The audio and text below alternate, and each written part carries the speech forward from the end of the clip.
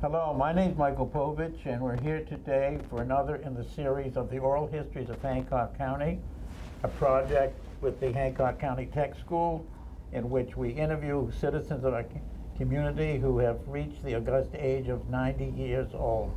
They're here to share their memories, to talk about Hancock County today and then. Today, we have the honor of having before us Ruth Foster, who's been in this community for many years as a businesswoman, a city councilor, a state representative, and a state senator. So, good morning to you. Hello, Michael. How are you, Ruth? Oh, I'm full of happiness. How are you? I'm fine. All right, Ruth, with that information, you were not born in Ellsworth, though, were you? No, I was born in Machias, Maine on April 18th, 1929. 1929. Right in the Depression. But a very welcome Depression baby. So you are going to soon be 91. 91. Now, who were your parents? Well, it's interesting.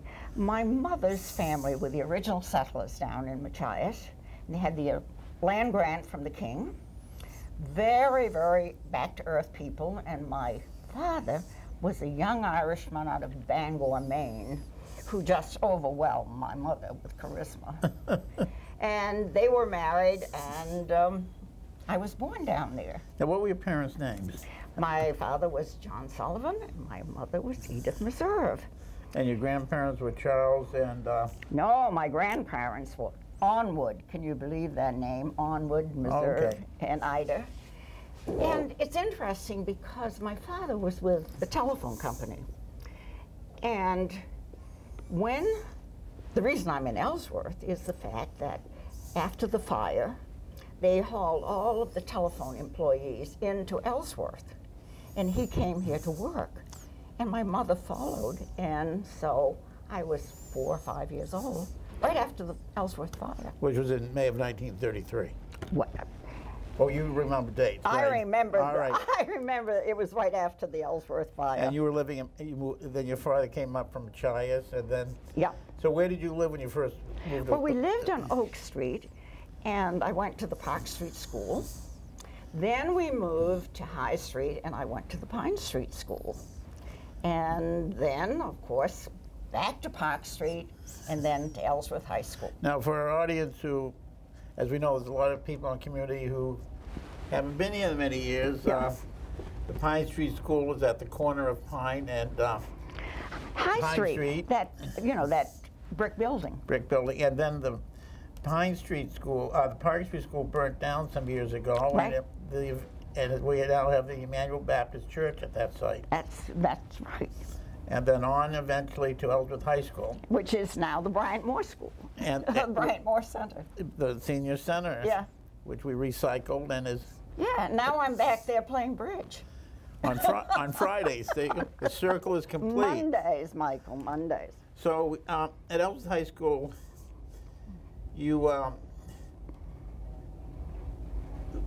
what courses did you take? Well, in high school I took all the college courses. And my mother was a teacher, and the whole family had gone to Washington State Normal School. So that, of course, was in the picture for me to go to normal school. And my father didn't really care where I went, but he thought I should be a nurse. So I took all the courses in preparation for that. And upon near graduation, I was given a choice. Monetarily, we needed to know where I was going. And I didn't want to be a nurse, and I didn't want to be a teacher, because I wanted to be an actress. Okay. And I wanted to go to New York and take acting courses. Well, my father and mother were appalled of being an actress in 1946. That wasn't the proper vocation. Right. So I went to work at Moore's Drugstore. Which is on the corner of Water Street and Main Street. Right. And it was interesting because Sarah Russell, who was the teacher forever in the schools, took 2 students, and she took Tom Perkins and myself to work at this drugstore for the summer, and maybe go on, maybe pharmaceutical school or something like that. Well, I decided taking pills out of one bottle into another, elixir out of one bottle into another, was not anything I wanted to do any more than I wanted to be a nurse or a teacher. But interesting, Tom Perkins did become a pharmacist. He did. And he also became, I took his seat in the Senate when he retired, which is kind of interesting because this happened in 1947. And Tom was a druggist in Blue Hill for many years. Tom was. And we've always been best friends. So I thought, well, you know, I'll take some time off and I'll decide what I want to do. Well, I met a man by the name of Pat Foster, and we dated, and I became very interested in Pat, and it was mutual. And I thought, well, I've always wanted to have a family and get married, and so I married him. Okay, let's back up and just talk about Pat. Now, you graduated from Ellsworth High School in 1946. Uh-huh. And you would work at Moore's actually during the summer while you were still in school. Yeah.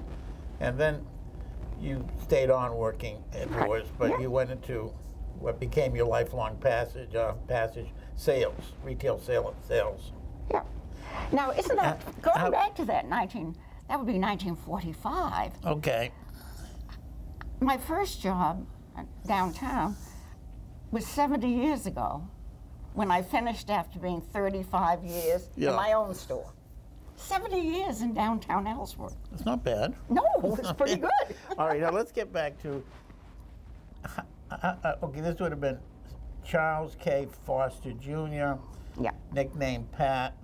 And for those who have not been here many years, he had a big plumbing company, which is located on Foster Street in Ellsworth. Mm-hmm. So how did you know Pat? He was ahead of you in high school. Well, Pat, I knew Pat's father. Okay.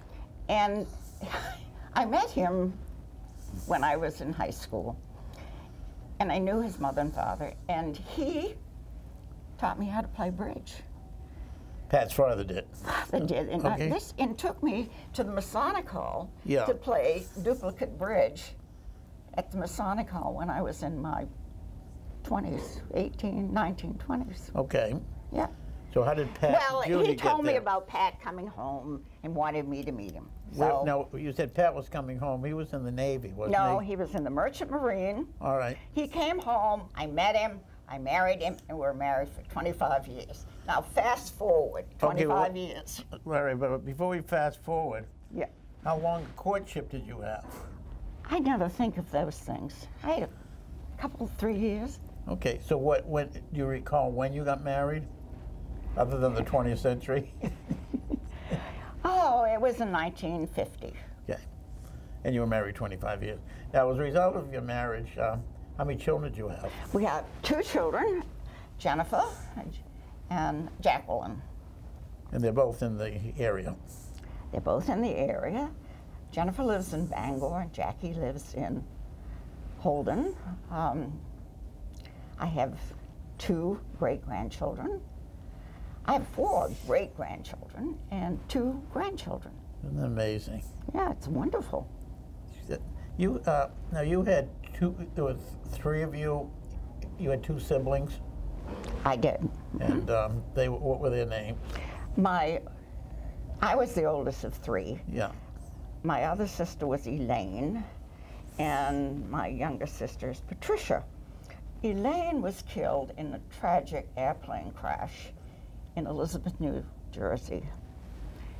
And as a matter of fact, they closed that airport for 20 or 30 years after. But it was the first major airplane crash in the country. Did she work for the airline? No, she was a technician at the hospital. And she was on her way to Florida. She boarded the wrong plane. There again, this was the beginning of having checklists of people getting on planes. She walked out onto the field and got aboard this plane. And so she wasn't even listed as a passenger on that plane that crashed. And Pat had to go to, I think it was New York he did, and we had to use dental records to check because they had an extra person on board, and it was my sister who tragically walked onto the wrong And plane. this would have been sometime in the 50s. Yes. And Patricia, also known as T. My sister Patricia is Titi, yes, because she was the last one. And Yeah. yeah. I think she's about a year ahead of me at Ellsworth High School. Oh, really? Yeah, 1960. Quite a character. Yeah. So we're fast forward 25 years, and this now is 1975. okay. Pat and I I'll were help you with the dates. And okay, see, I'm not into dates. I just remember, you know, as life goes on. Pat and I were divorced, and I found myself with really a new life ahead of me. I was 45 years old, 46. And I thought, now what are you going to do, Ruth? The kids were grown up, and I thought, I think I'll run for the Ellsworth City Council. Now, I'm going to hit the pause button, because I know I'm not going to talk about the 25 years you were married to Pat, but during that 25 years you were, as we would see, when we have role models during that generation, you were a stay-at-home mother. Right. And Pat had a very successful plumbing business. So, other than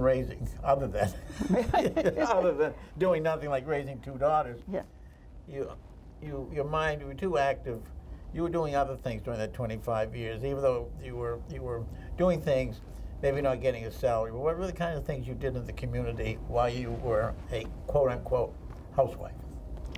Oh, well, you volunteer a lot. You Yeah. work at the hospital. You work here. You entertain. You Played bridge. play bridge. You travel. I mean, every year we went somewhere. Yeah. I mean, this year we went to Israel. Last year we went to Paris. Every year there was a major trip. How was your acting career during those 25 years? How was my what? Acting career. Well, of course it was thriving. And how did you thrive? Well, you buy pretty clothes, you dress up, you go out to eat. I know, but you actually... It's a big social world. But there was community theater, right? Didn't you? No, I didn't do that. I Oh, did you that didn't in high school. But you didn't do... Weren't there plays? I didn't. No, You didn't do that? No, I didn't have time for that. Yeah. I was global You're talking about while you were married.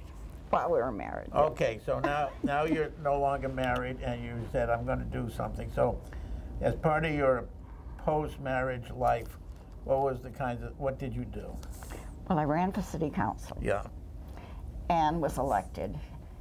And that was the beginning of public service as myself, and not for fun and games. This was serious. Yeah. This is a major change in your life at your age. From now on, you've got to make money, you've got to take care of yourself, you've got to do some public service, and it's a wake-up call. You've had life easy. You've been spoiled. And with that in mind, I began a career No, at 45. but not only did you start a career at 45, Yeah. there weren't a lot of women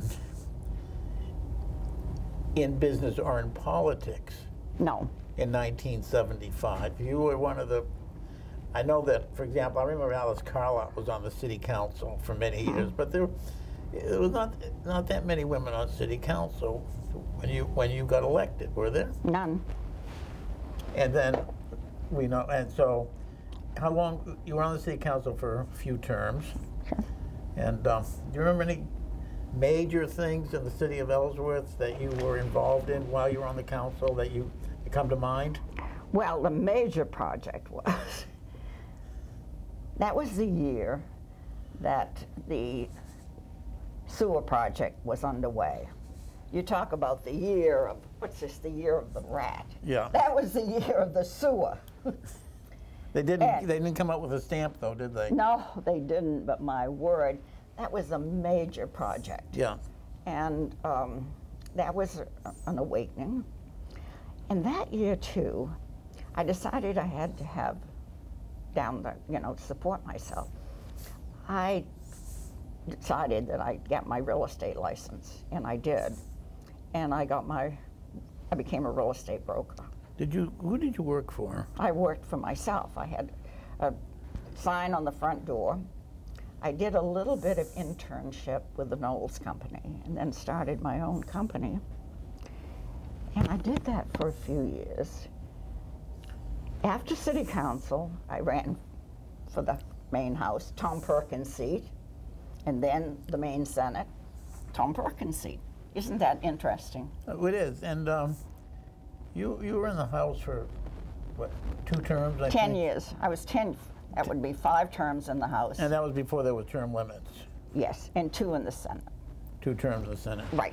And when you got elected to the House,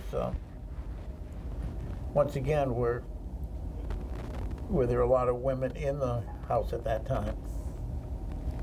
Oh my, yeah, fair amount. So by that time, women were Yeah. being recognized as being able to contribute quite nicely to society. So, as you recall your years in the House and Senate, can you think of any legislation that you were proud of being either a sponsor of or a co-sponsor of? The most interesting piece of legislation, and it's landmark legislation, is back in the old days when parents divorced. The mother usually ended up with the child, and there was always a fight over everything because there was nothing in statute of the best interest of the child. And I was on Judiciary Committee, only woman, by the way, and only non-lawyer on Judiciary Committee. Right. So who do they make chairman to be a study of divorced parents with minor children in the court but myself? Of course. So, because no one wanted to handle this. This is a hot potato. Yeah. So, with that role, I started finding out what was happening in the court with these children with divorcing parents. And it was pretty grim, pretty grim. So we put together legislation to take divorce out of the court and have a mediation service. In other words, parents with minor children don't go to court. They don't drag their children into court. They go to a mediator. The best interest of the child is discussed, decided, and they are granted a divorce this way. And that's still the case now. In fact, it's pretty much that mediation is mandatory in divorces. And it's mandatory because of that piece of legislation. Exactly. And then if you can't work it out, then eventually you also have magistrates below judges who were part of the mediation process. Yeah. And hopefully it prevents divorce from becoming contentious. I think that's very good. And that was really landmark legislation. But I had trouble getting that passed.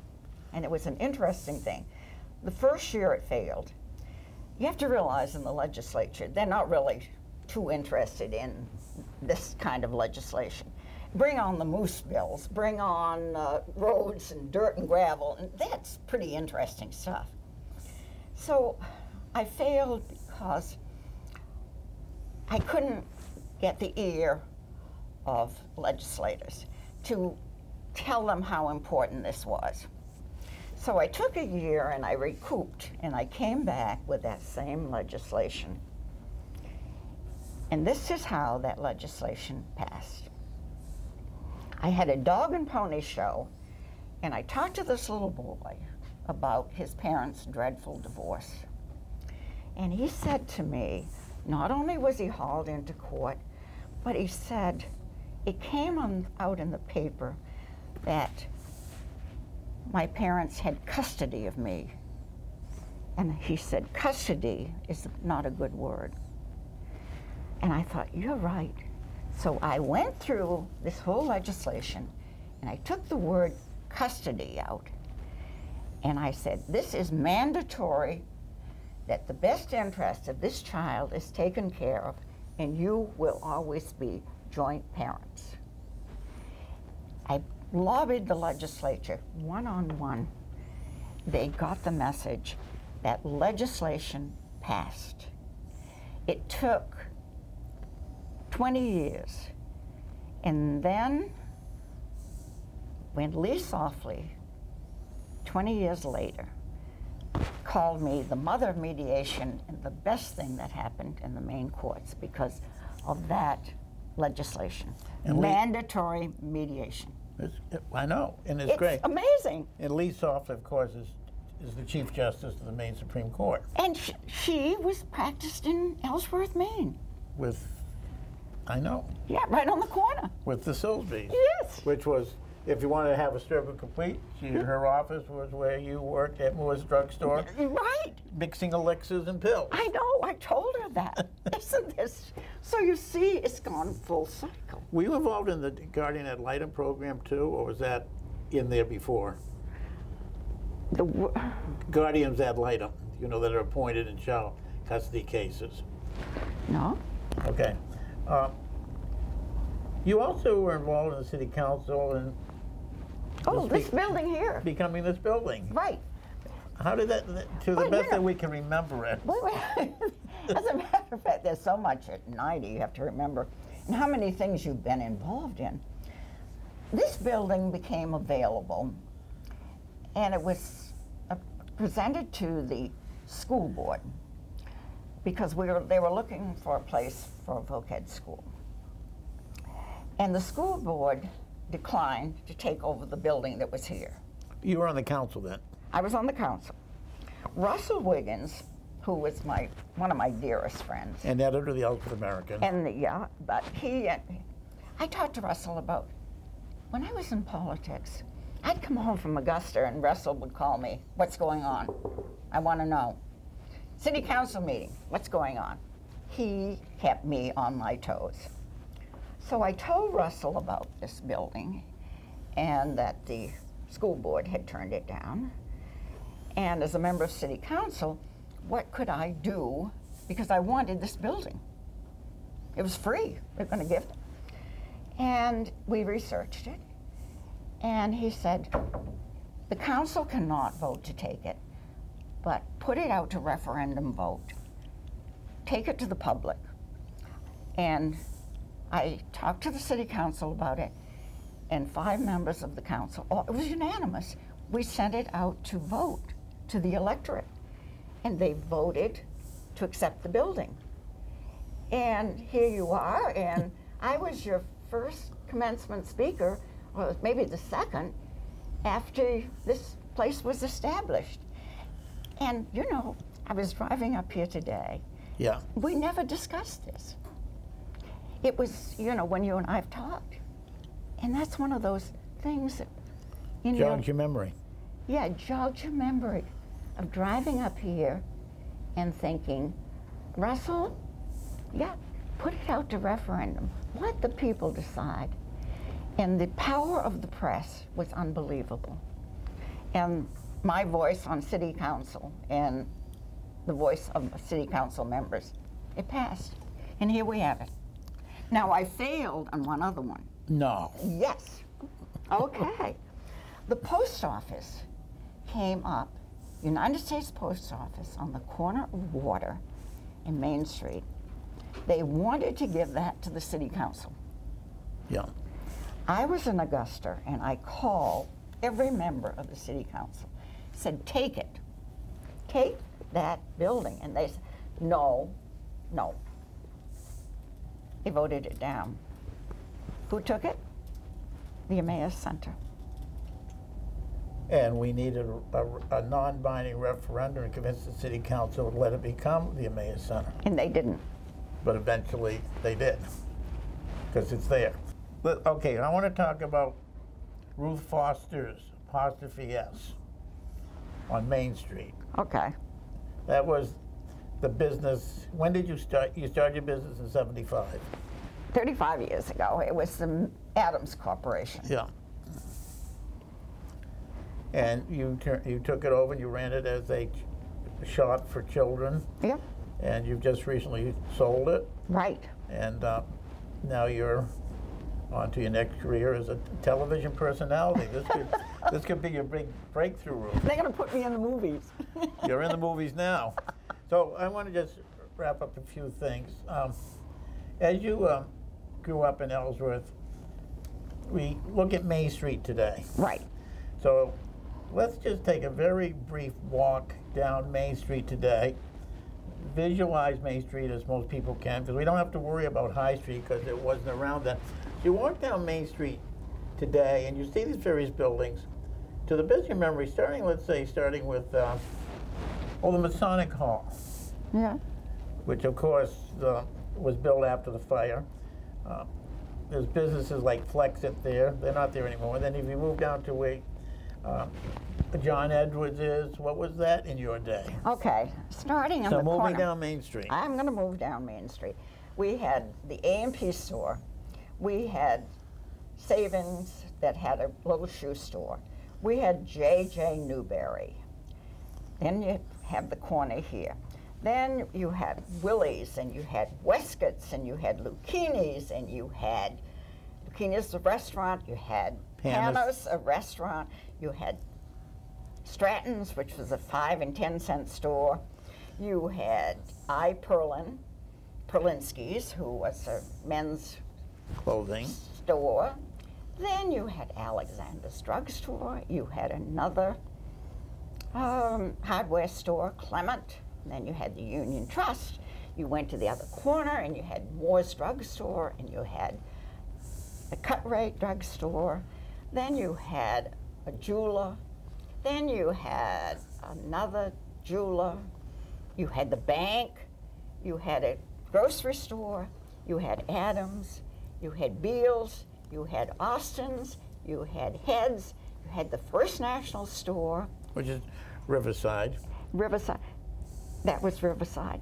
That whole area was all very vibrant business area. It was a regular downtown, and we know what it's like today. All right, you're amazing. You're going to be 91 years old. Nobody would guess it. No. Great memory. You're a great example to young people who say, yeah, you can have a long life. Yeah. And we don't have time to talk about your bridge game, your reading, your vocabulary. Yeah. But thank you so much for being part of the oral histories of Hancock County. Okay, Thank Michael. you. Thank you, Ruth.